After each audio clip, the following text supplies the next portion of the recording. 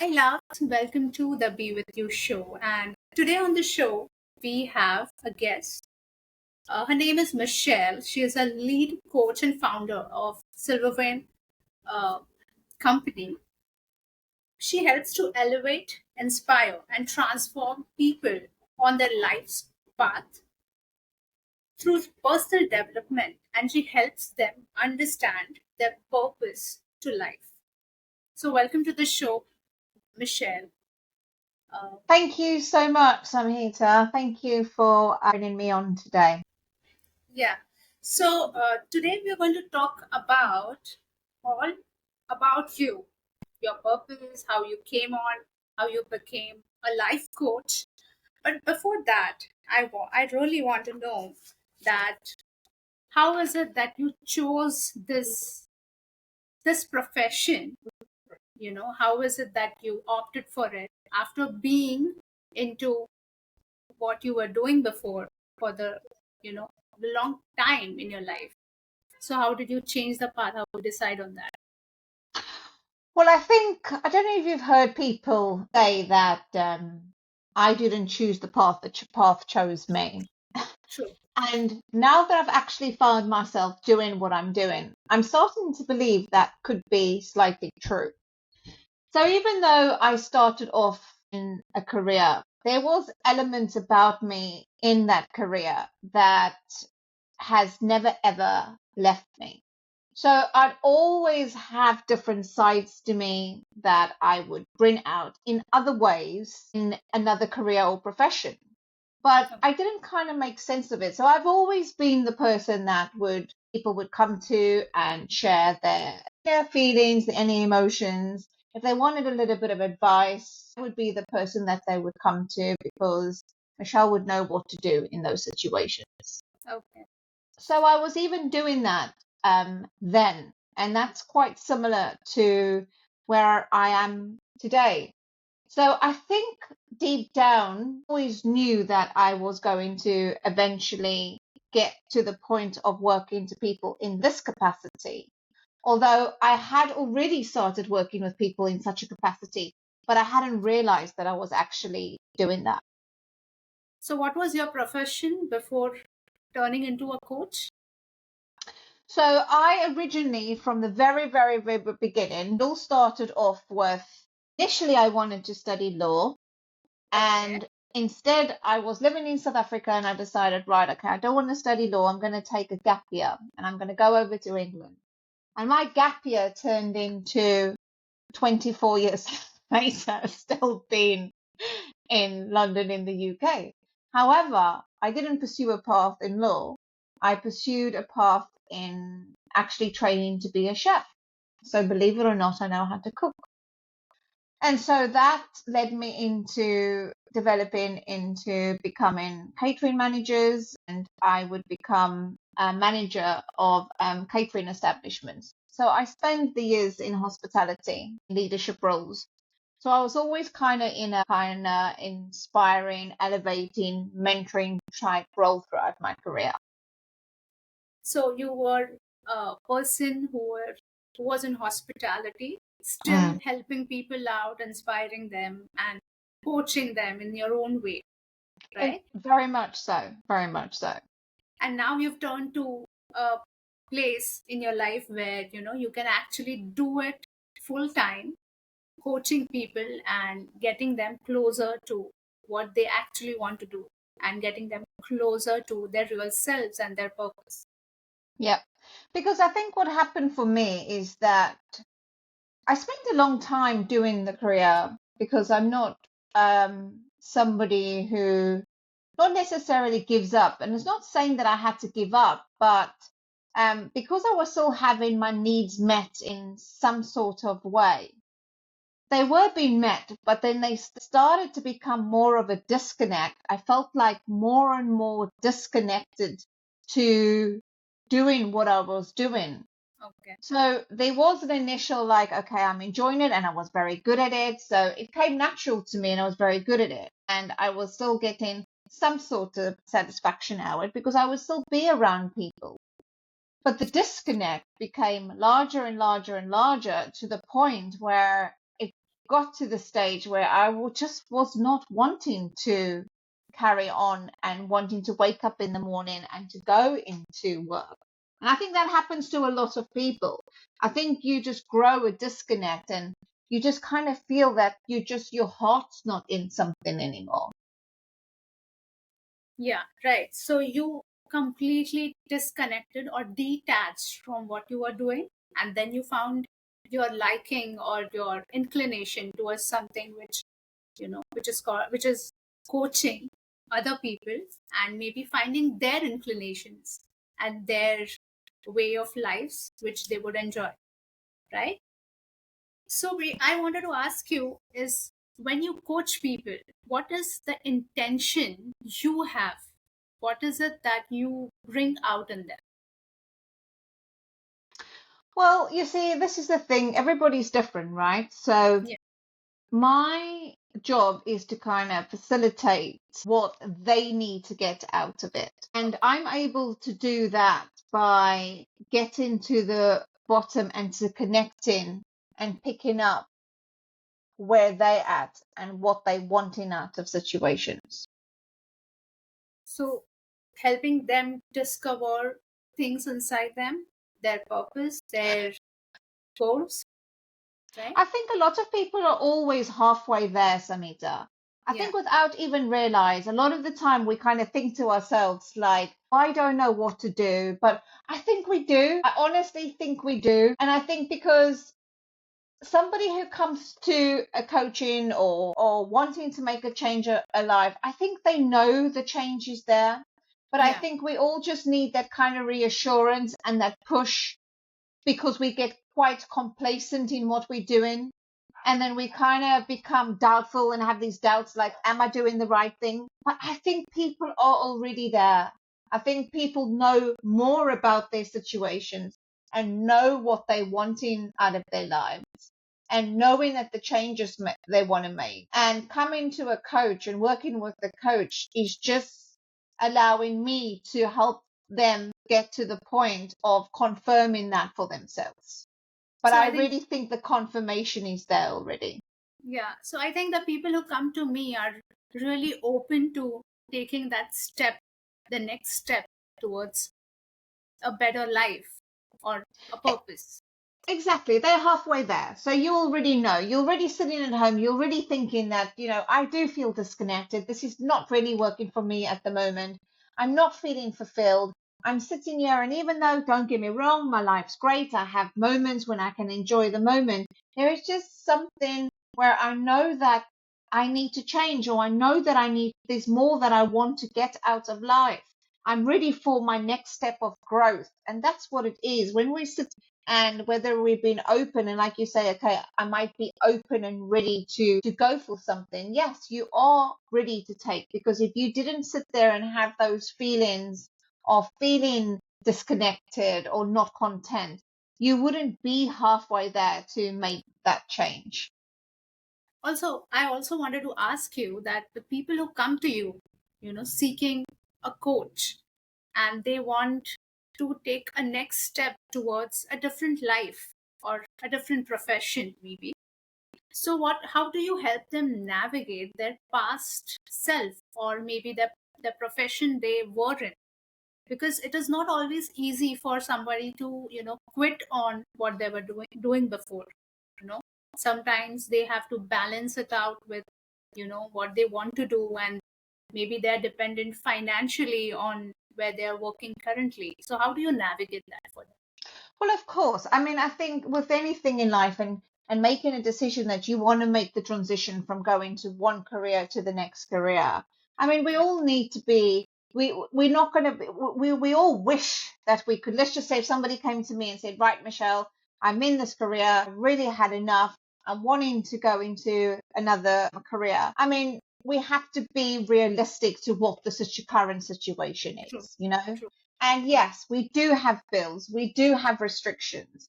And something that we could have done younger when we were starting off yeah, is a lot more difficult when you're trying to make that transition or that change when you are a little bit older, because you've got a little bit more to lose with yeah. regards to your situation. So obviously you need to be a bit realistic.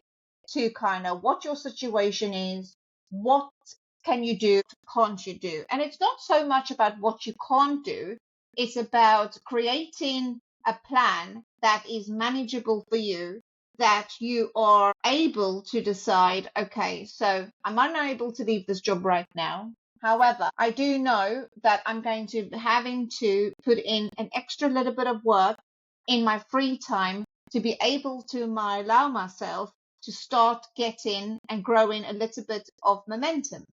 Now, obviously, at one stage, there is going to be a point where you're going to have to drop the one with the other. But and it's depending on the person, if somebody feels more secured about having a plan, a backup plan, then that's great. Then they can have a backup plan to fall on. Because I always just think, like, in case, like, look at my scenario, right? I had a previous career and I left it and I went into starting it up by myself. Now, I had a backup plan. Yeah. I gave myself a time frame. I gave myself some setup money, and that was what I was going to work towards. Now, if things didn't work or progress in that time frame, what's the worst case scenario? And I always work forward to backwards. Like, what is the worst case scenario? The worst case scenario for me is it that if I couldn't make the transition, then I could just go back to pick up a job and go back to a 9 to 5. And that would be the worst case scenario. But sometimes when people make the transition or wanting to make the transition, they always get into their heads and then they think about, oh, what happens if it goes wrong? What happens if I can't do this? What happens if I can't do this? And that automatically puts blocks and restrictions to you navigating your way or finding ways of making something happen, and instead of not something happen. Because a lot of the time as human beings is that we often focus on all the things that are going wrong, which gives us very little room to see what we can create going forward. Yeah. So it's all about navigating a plan with their circumstances, working towards what you are setting up, your goals and your ways of how you're going to achieve that. And if then that doesn't work, then what's your backup plan? Because people feel safer with a safety net. Now, obviously, we do not want to go into the safety net. We want to be able to thrive and go forward. And even that in itself, I still, even if you got to the point where a client was like, oh, I really, really tried something and I had to go back to my fab, there's a reason why that happened. I always find that people give up too easily. If something hasn't worked once, it doesn't not necessarily mean that it's not going to work. Maybe maybe there was a different way that you needed to do it. And maybe it was thingy. So if you still feel passionately about it, you still need to go forward on what you so want to do. True. So what you want to say that is that it is okay to have, your secure job on, and it is also important that even with that, um, even with that on, you can actually go out and get onto your business or take a step ahead. You can. It's not going Yeah. to be easy, right? Yeah. You're going to have Yeah. to put in extra work. Yeah. Like if Yeah. if your circumstances doesn't allow you to take the next 3 years off or Yeah. to have all your bills covered, because a beautiful scenario would be like, oh, I wish I had enough money to cover my bills for the next 5 years. So I've got all this free time to be able to concentrate on what I want to do. And that's a lovely thought, isn't it? That would be an absolutely love. Yeah. If people would love to have 5 years off. But sometimes life doesn't present like that. So if life presents you to be where you cannot give up your job because you've got a mortgage or you've got bills and you've got children to feed, then you are going to have to make some sort of sacrifices to be able to help yourself set up your other business. It's not just going to happen. So you're going to have to dedicate time. You might have to wake up an extra hour before you actually start your main job to put in an extra hour into your business. You might need to spend an extra hour after work to concentrate on that and develop it slowly like that. But if you really want it, you're going to have to put in the effort to go for what you want. It's not going just to happen. It's the same like if you wanted to live a healthier lifestyle and you were eating things that weren't really great. A lot of people go, oh, I wish I could have a healthier lifestyle. Well, you can. Yeah. but you have to put in the effort to go for what you want.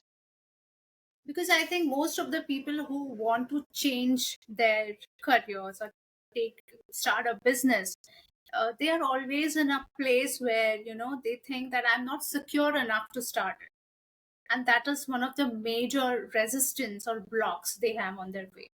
So I 100%. yeah, so it is absolutely okay to do what you do, and also to take a step towards what you want to do.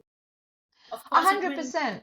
Yeah, yeah, If you of wanted course. to do that, but a lot of people don't want to do that. A lot of people want to be like, okay, well, I can't do this. It's too much. Okay, fine. If you can't do it, it's too much. Then what else can you do?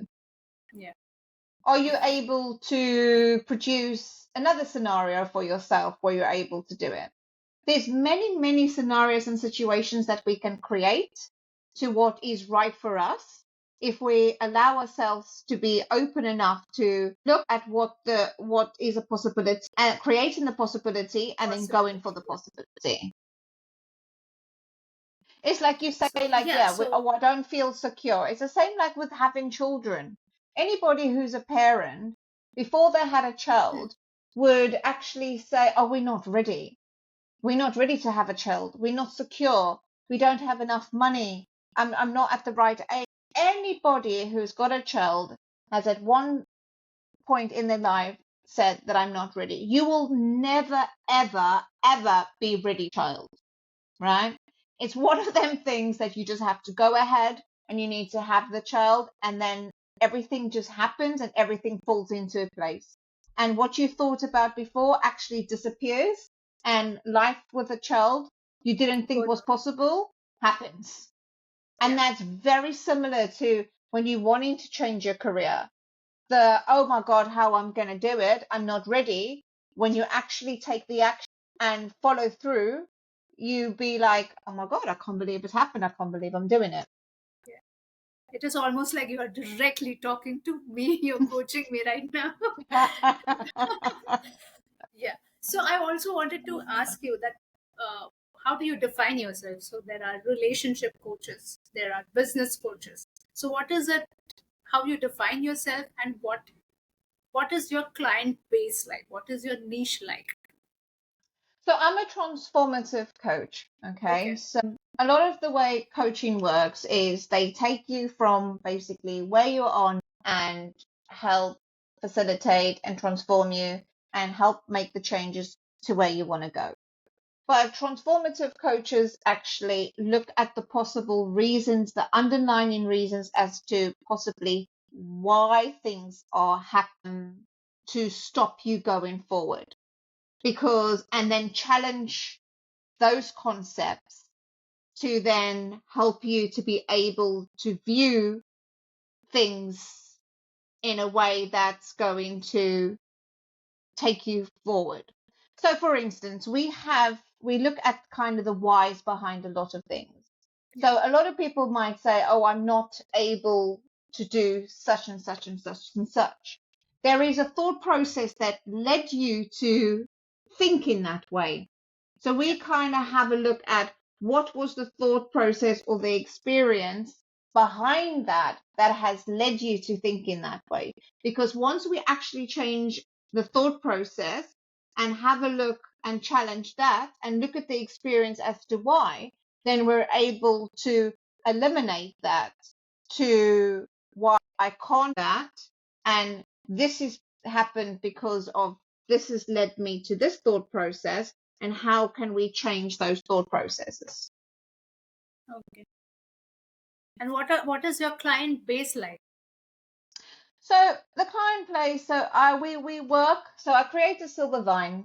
So we do workshops where we work with people with regards to learning about life. And I'm also working with companies where we look at personal development in the workplace. Okay. Okay, because this is the thing about transformative coaching and the type of Hmm. coaching that focuses around personal development. Like, yes, you can go around to a coach and go, right, I want help around my career. Okay. And Yeah. a coach might say, okay, let's help you. Let's look at your CV. Let's look at your what you want out of an income with the job, and you can have a look at all that and kind of support and help a client that way.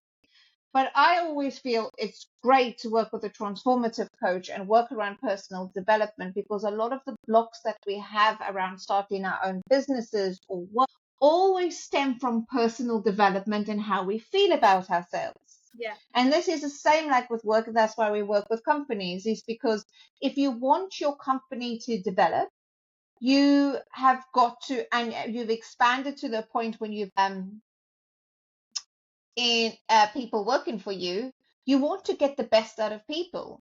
But if you've got people coming in and are experiencing trouble within their own lives, they're not going to be able to perform at work. They will be able to perform, but they'll be performing at a 50% level. They won't be energized. They won't be enthusiastic about life, because they're going to be worrying too much about the problems and the difficulties that they're having at their relationship at home, or the difficulties they're having with their children, or whatever they experience in life.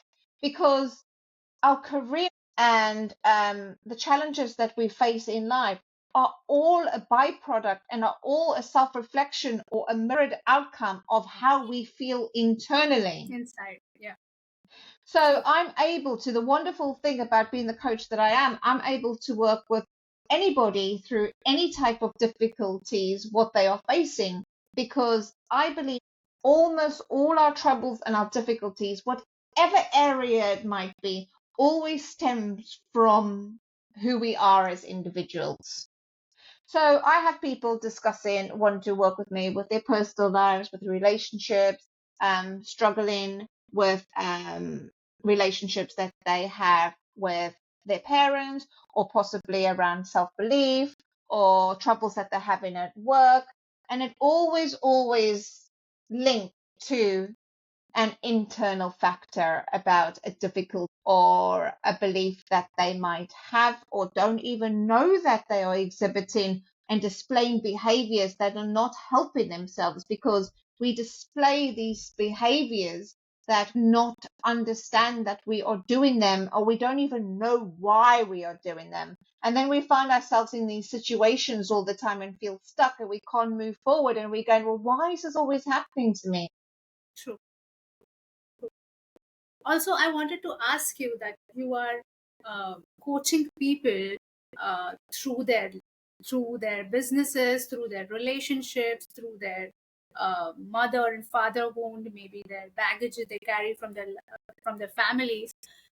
So I want to ask you specifically for somebody who's choosing a different career for him, okay, and you want to coach that person to get out of his secure career where he is, trapped with a lot of fear, with a lot of hopelessness maybe, and he want to, navigate a way to get and choose a career and do good in that, a career which he would like to do. So what are your three steps for somebody like that? Well, first of all, you mentioned the word secure, Yeah. okay? That he feels that he does not want to leave his secure job. Yeah. Now, I hate to admit this, that's not even secure, Okay. okay? The job that you're working in right now, that you might think is secure, is not Yeah. secure. So What what you guarantees that that is secure? Yeah. So what you think is secure is not really secure.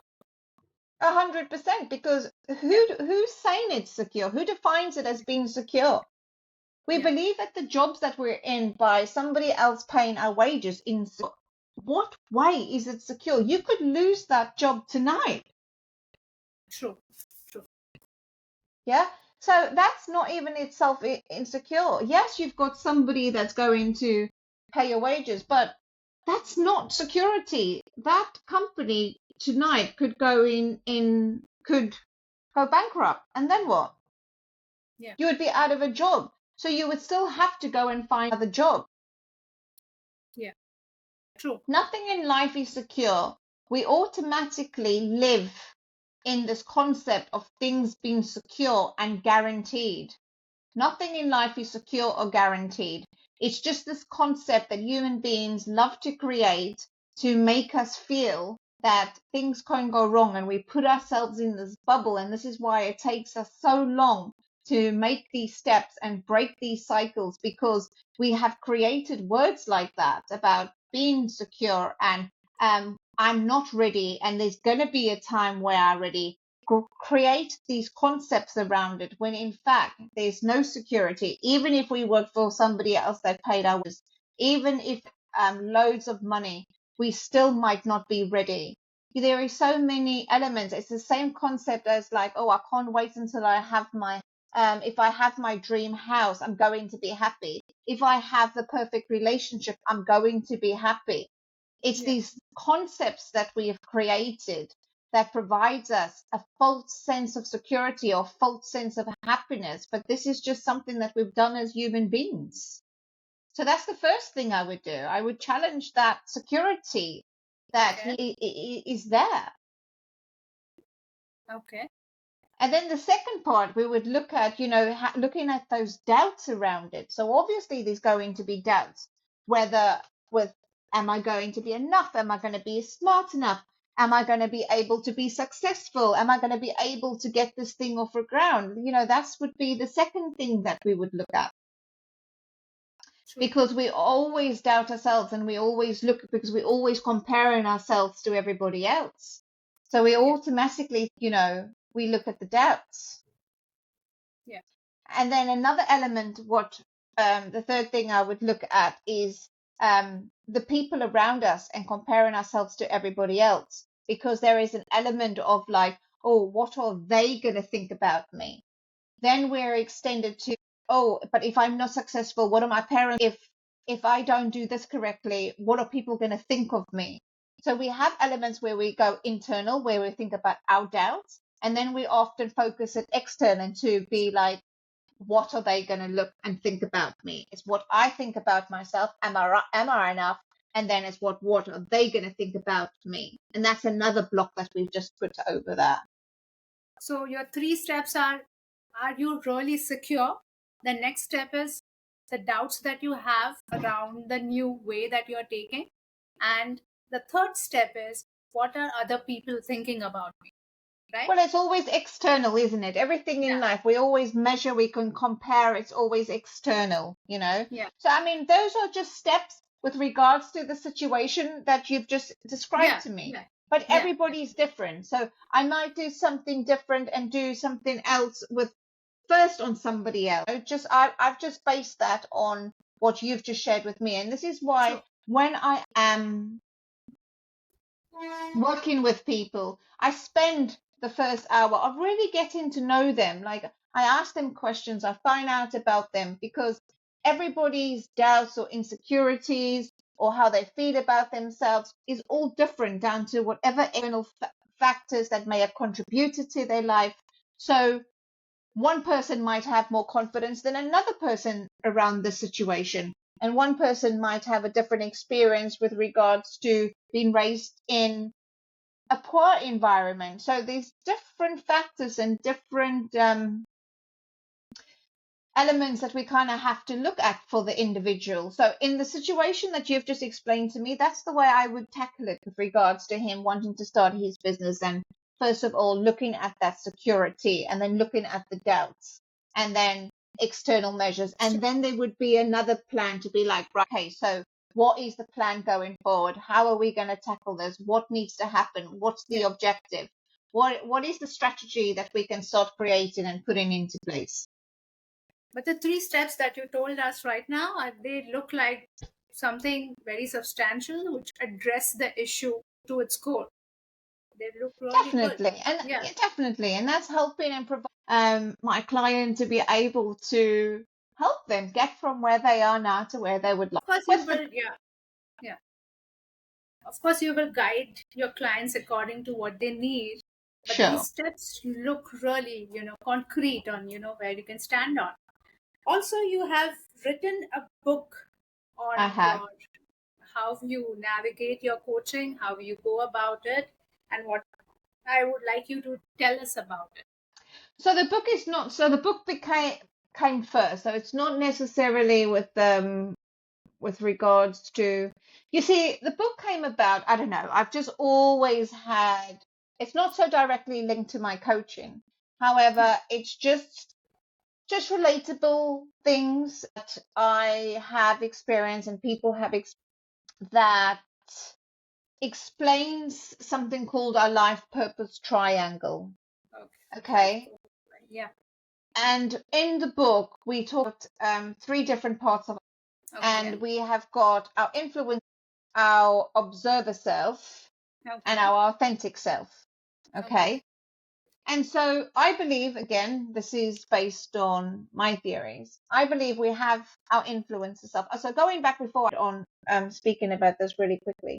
So I wanted to book just because it's just something that I've always wanted to do and kind of get off my chest. And I've done it. But through the book, I talk about having an influencer self, observer self, and our authentic self. Oh, sorry, and our responsive self and our authentic self. Okay. So our influencer self is the part of us that often has been influenced. So we have our parents, we have society, we have all these external factors that has in fact influenced our upbringing. Okay. Because we needed some guidance when we were born. Now, some of these have had a positive influence of us. Some of us have a negative influence of us, but we have them there. Okay. So initially, what we think is our beliefs are our beliefs, but they're also the beliefs of other people, right? Okay. I didn't um or choose, I don't know, get born to being Jewish. Okay. I've got nothing against Jews. I'm just using that as an example now before people say something right now. Yeah. So, but that wasn't a choice. That was something that the parents for the child. Okay. That's not saying that that's wrong or is right. It's just the way the world. And so we have all these influences. And then our observer self. Now, our observer self is the part of us that's able to look at ourselves speaking, okay, as like you having an outer body experience. Like, for instance, I'm speaking to you right now, okay, Yeah. but I have thoughts coming through my mind and I'm able to do that. However, I'm able to pause in a way and know what I'm saying. It's like, for instance, let's just say you, and I wrote about this in a book, let's just say you were at your office at work and there's a group of people and everybody knows in a working environment, you're all standing around and gossiping about someone sometimes. Yeah. Now you go over and now you've got a choice. You've been your observer self. You can see that they're speaking about somebody in a not very nice way and you might like the person. Now you've got a choice. You've got a choice in that moment to join in or you've got a choice to not join in. Not joining. Yeah. Okay. So you've got that choice, right? And then you have your responsive self. So your responsive self is the one where you actually choose. You actually choose, okay, well, this is what I'm going to do now over here. Your observer self observes the situation. Your Yeah. responsive self is, how are you going to facilitate? How are you going to participate in this right now? But Okay. part of our responsive self is also the part of us that actually, when we get triggered, when we respond in a way without even realizing, like when we just kind of blow and get attacked, Yeah. right? That can also be our responsive self. But what happens later on, your responsive self, when you have feelings of guilt and shame, when you're sitting on the sofa thinking, I shouldn't really have said that. That wasn't nice. I actually hurt their feelings or I was being quite mean. That's your responsive self. Yeah. Okay. And then you have your part of yourself, which is your authentic self. And this is the part of who you are. This is the part of you that you were born with. It was where you had your own personality, your own wants, your own needs that are individual to you. But Yeah. what has happened is that when you start learning things, you live more out of your influencer self. Yeah. And so I believe that as we go through this journey in life, when we have our lessons in life, the reason why things don't work out for us is because we need to try and break away from our influencer self. And I'll give you an example of what I mean by this. So let's just say your very first relationship you learned is from your parents. Okay. Yeah.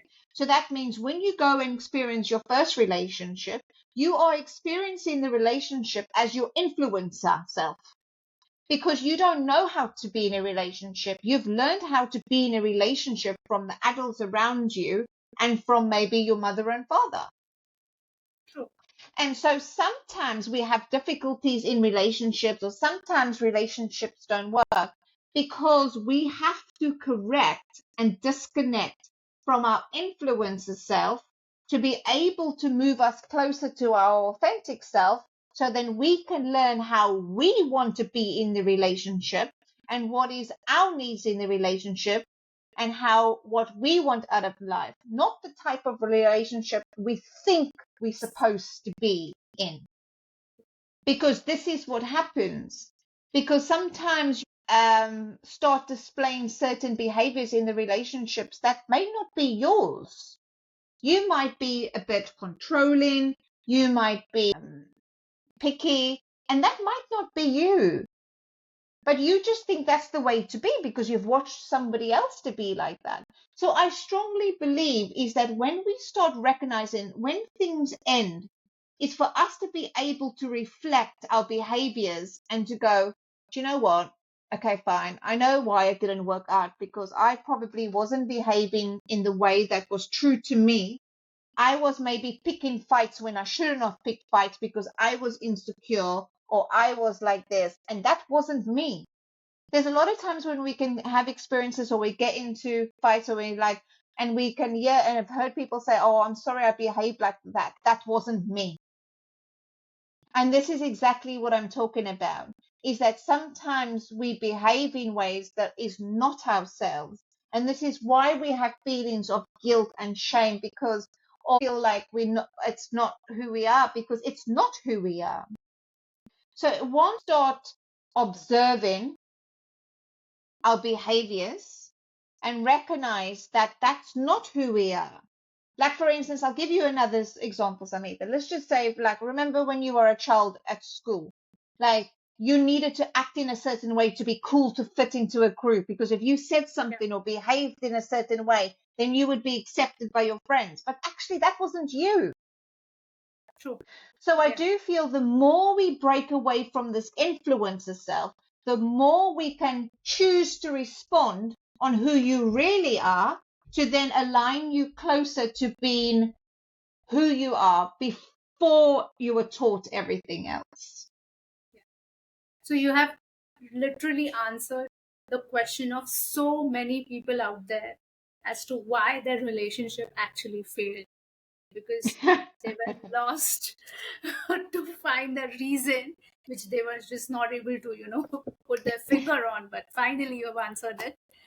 So when you say that you need to uh, detach from your influencer self, and then what I think is once you detach from your influencer self, you will naturally be your authentic self.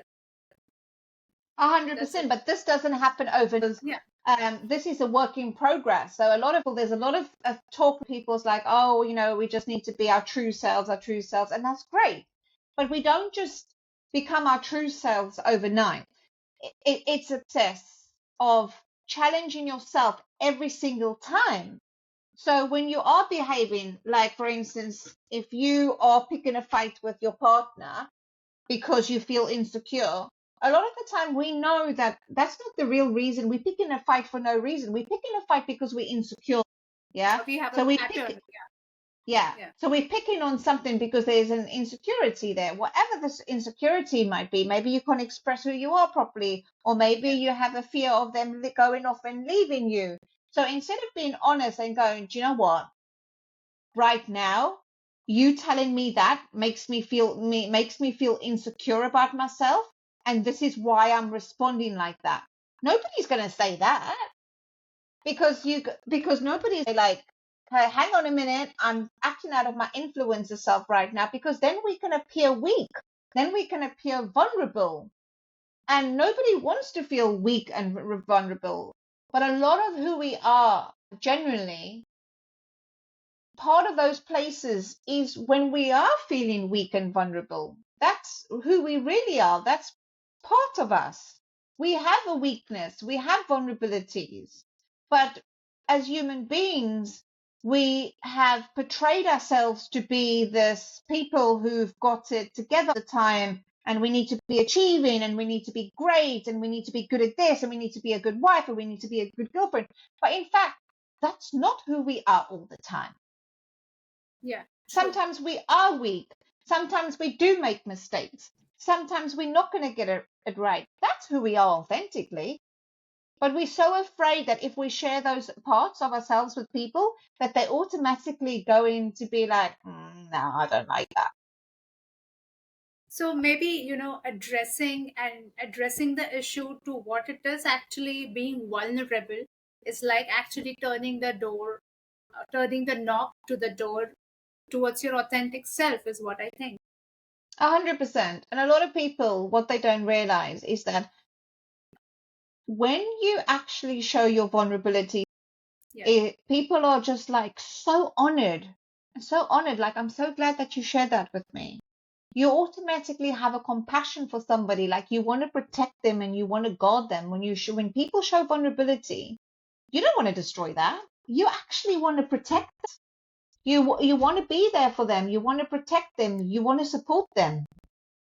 Yeah, But yet true. we're doing it the other way around. We're showing ourselves to be strong. I don't need your help, I don't need your protection. Yeah. Even That's I, what I we do. think, yeah, I think I learned it a very hard way that, being vulnerable, and, being expressive about it, what it does actually, it makes the other person see themselves in us, because we are all, as we are all humans, and we feel the same emotions. Maybe the context can differ, but they can actually see their own fears and their own limitations when we express our vulnerabilities, our issues to them. And that is the greatest and the easiest way to connect to someone. Mm. And also, we get into the real problem. We get into Yeah, the real issue that what is at play. Because if you keep on covering that up, then you're not going to be able to grow the relationship because it's going to be built on false ground, on false pretense to what's actually going on. And this is why a lot of relationships or people don't achieve what they want to achieve because we just cover, we cement everything. Like, you just paper over the cracks. You just paper over the cracks. And if you keep on papering over the cracks and not get to the point where you're allowing yourself to, be open and express that right now, I haven't got it together right now. Like right now, I'm having doubts. I'm having insecurities. You will often be then allowing yourself to work on that. If you keep on papering over cracks, then you're not going to be able to work on that. true. So addressing the issue and actually working on that is really going to help us live a better life, right? 1,000,000%. And that's similar to what we were speaking earlier. Is that we often think the opposite as human beings, like saying like, oh, security. It's the same like, oh, if I don't show that, then I'm going to be safe. It's similar to that. Like if I don't show my vulnerabilities, then I'm safe. Yeah. But you're not safe. In fact, because things are not going to be working in your life. So things are going to be breaking up and things are going to be falling to pieces. And it will get to the point where it will fall to pieces where you'll have to look at it. You'll have to face it. Because if you don't, then you will actually get to the point of living an extremely lonely life and not being able to move forward or do the things that you want to do out of life. Yeah, that was an amazing explanation to, I think it was, you are a coach for a reason, right? Is what I Oh, feel. thank you. That's really, really sweet. Yeah. So when we say transformation in Mm, today's times, I think reflecting on ourselves and addressing um, the our inner blocks is something which has maybe come new to us in this world now, because before that we were constantly working on the external factors of how we look, how much we earn, what kind of status or lifestyle we live. But now we have evolved to a point where we have started actually we have started self reflecting and trying to being our true self. So when we say transformation, how do you recommend it to the world today? What are the steps and why you should do it? See, when I think transformation for me is just discovering who you are. Yeah. Because I think who we are just probably gets buried because, like you said, we have gotten to the point of making it about it being external instead of internal. And we lose ourselves in the process. Our influencer is there all the time. So when we go through transformation, it's getting to the point of understanding who we are and who we, and I just think it gets like muddled, like murky. Like I think we all just have like very clear water. And I think what happens, it just gets murky along the way. So when we go into the transformation, it's just clearing that murky water to get to the point where we're able to look at ourselves in a clear way. Because once we're able to look at ourselves in a clear way and we get rid of all the murky water, which is the doubts and the influences, then we are looking at ourselves and honoring who we are. Because I think a lot of us have got so many, we are born with certain gifts that we have that is unique to each and every us. And through those gifts, we need to be honoring those gifts and able to honor ourselves and honor those gifts. Then we'll be able to transform and live a life that is purposeful and meaningful to us because we are doing and honoring the gifts born with, and those gifts allow us to be fulfilled.